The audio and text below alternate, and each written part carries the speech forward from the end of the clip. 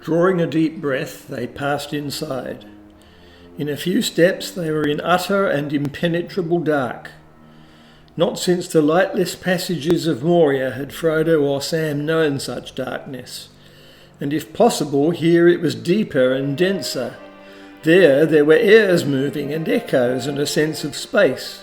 Here the air was still, stagnant, heavy, and sound fell dead.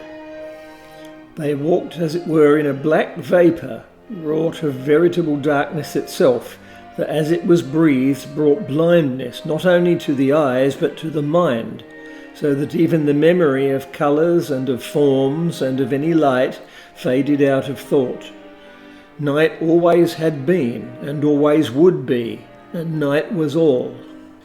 There was as yet no doubt of the main way, for it was straight and did not turn. But how long was it? How much more of this would they have to endure, or could they endure? "Master, Master!" cried Sam, and the life and urgency came back into his voice. "The lady's gift, the star-glass!" For a moment it glimmered, faint as a rising star struggling in heavy earthward mists. And then, as its power waxed and hope grew in Frodo's mind, it began to burn and kindled to a silver flame, a minute heart of dazzling light, as though Eärendil had himself come down from the high sunset paths with the last Silmaril upon his brow. The darkness receded from it until it seemed to shine in the centre of a globe of airy crystal, and the hand that held it sparkled with white fire.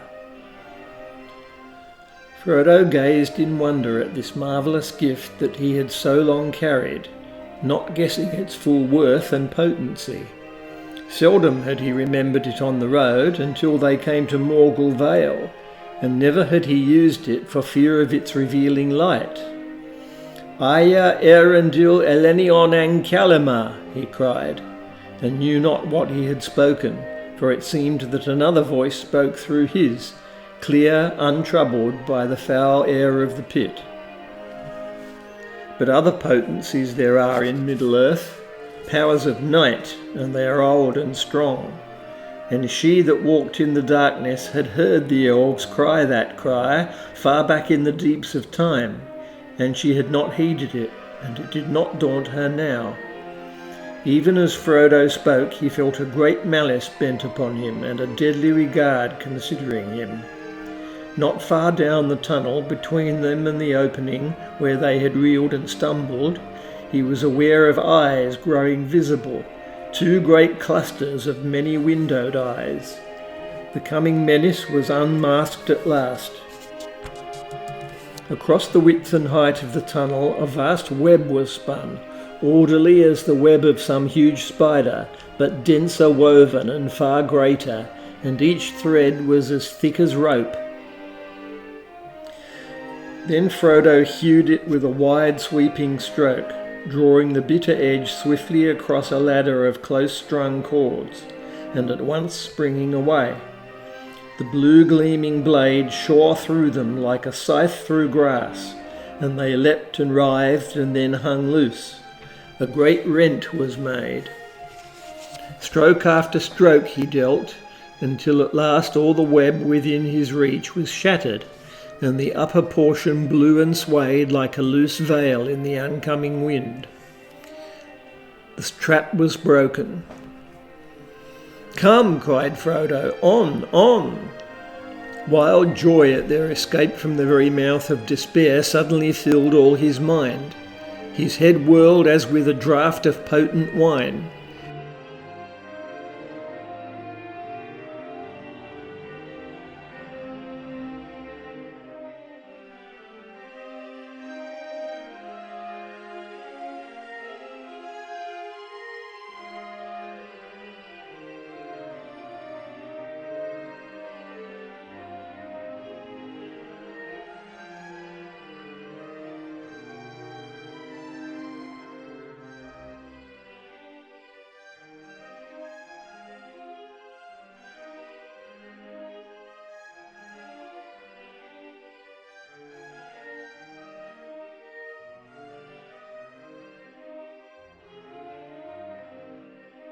He sprang out, shouting as he came. It seemed light in that dark land to his eyes that had passed through the den of night. The great smokes had risen and grown thinner, and the last hours of a sombre day were passing. The red glare of Mordor had died away in sullen gloom. Yet it seemed to Frodo that he looked upon a morning of sudden hope. Almost he had reached the summit of the wall, only a little higher now. The cleft Cirith Ungol was before him, a dim notch in the black ridge, and the horns of rock darkling in the sky on either side. A short race, a sprinter's course, and he would be through. Too little did he know of the craft of Shelob.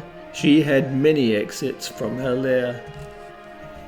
There age-long she had dwelt, an evil thing in spider form, even such as once of old had lived in the land of the elves in the west that is now under the sea, such as Beren fought in the mountains of terror in Doriath, and so came to Luthien upon the green sward amid the hemlocks in the moonlight long ago. How Shelob came there, flying from ruin, no tale tells, for out of the dark years few tales have come. But still she was there, who was there before Sauron, and before the first stone of Barad-dûr, and she served none but herself, drinking the blood of elves and men. But nothing of this evil which they had stirred up against them did poor Sam know, except that a fear was growing on him, a menace which he could not see, and such a weight did it become that it was a burden to him to run, and his feet seemed leaden. Dread was around him, and enemies before him in the pass, and his master was in a fey mood, running heedlessly to meet them. Turning his eyes away from the shadow behind and the deep gloom beneath the cliff upon his left, he looked ahead, and he saw two things that increased his dismay. He saw that the sword which Frodo still held unsheathed was glittering with blue flame, and he saw that though the sky behind was now dark, still the window in the tower was glowing red. "Orcs," he muttered, "we'll never rush it like this. There's orcs about, and worse than orcs." As soon as she had squeezed her soft squelching body and its folded limbs out of the upper exit from her lair, she moved with a horrible speed, now running on her creaking legs, now making a sudden bound. She was between Sam and his master. Either she did not see Sam, or she avoided him for the moment as the bearer of the light, and fixed all her intent upon one prey, upon Frodo, bereft of his file, running heedless up the path, unaware yet of his peril. Swiftly he ran, but Shelob was swifter. In a few leaps she would have him. Then, as the dark hole stood before him and the stench came out to meet him, like a clap of thunder, the thought of Frodo and the monster smote upon Sam's mind. He spun round and rushed wildly up the path, calling and calling his master's name. He was too late. Frodo was lying face upward on the ground, and the monster was bending over him, so intent upon her victim that she took no heed of Sam and his cries until he was close at hand.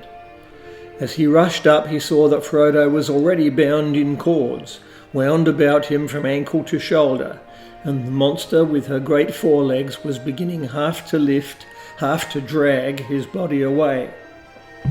On the near side of him lay, gleaming on the ground, his elven blade, where it had fallen useless from his grasp. Sam did not wait to wonder what was to be done, or whether he was brave or loyal or filled with rage. He sprang forward with a yell and seized his master's sword in his left hand. Then he charged.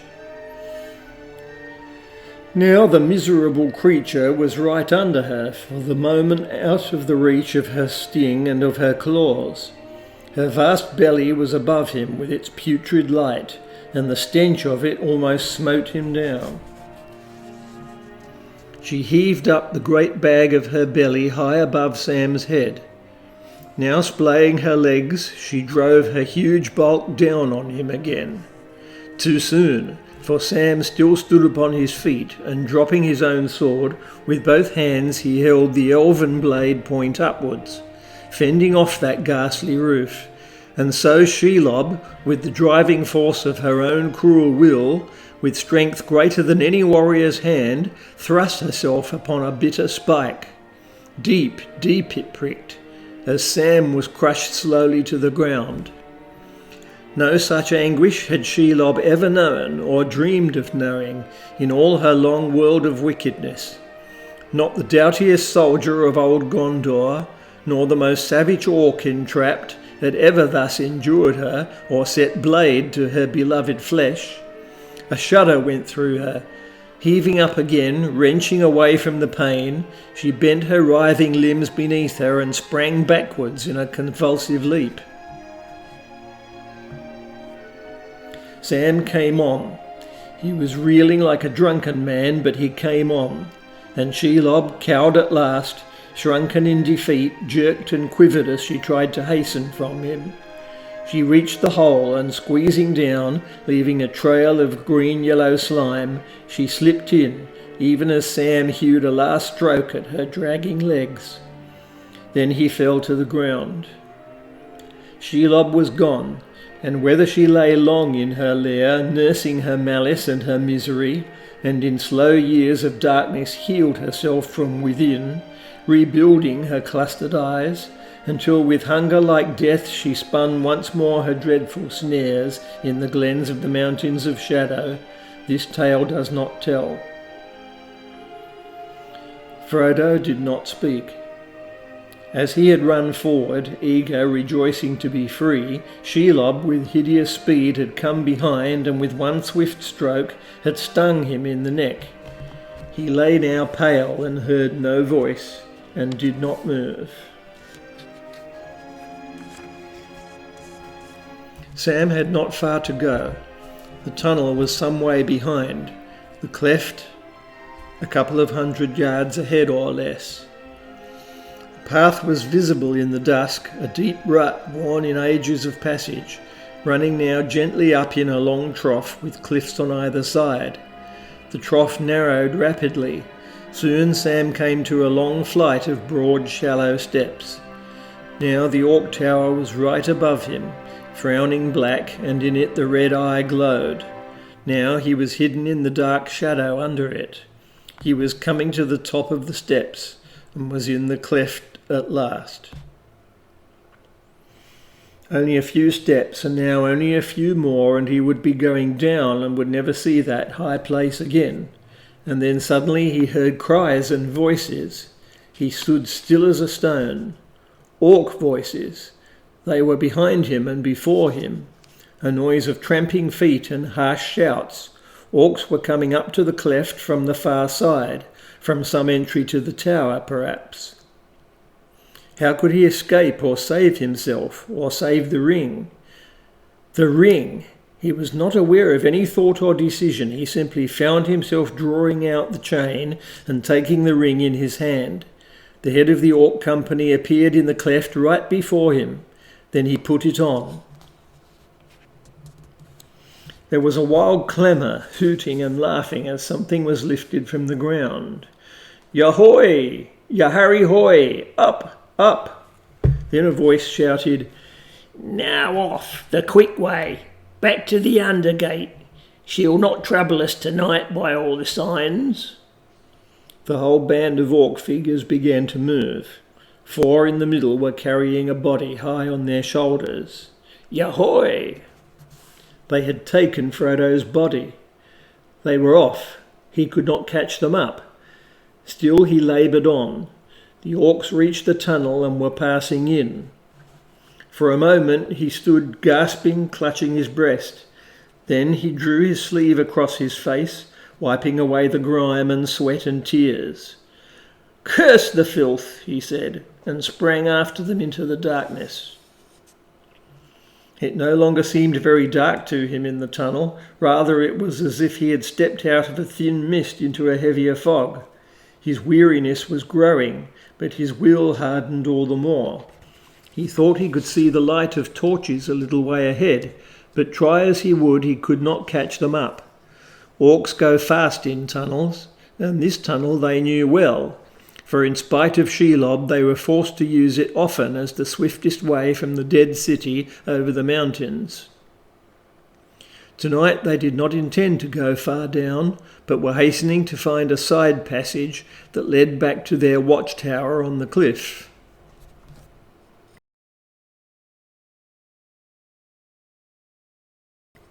Shadrach said, "He's for lugbers, I tell you.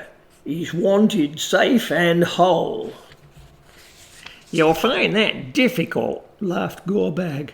"He's nothing but carrion now. What lugbers will do with such stuff I can't guess. You might as well go in the pot." "You fool," snarled Shadrach. "Is that all you know of her ladyship? When she binds with cords, she's after meat. She doesn't eat dead meat, nor suck cold blood. This fellow isn't dead." Sam reeled, clutching at the stone. He felt as if the whole dark world was turning upside down. So great was the shock that he almost swooned.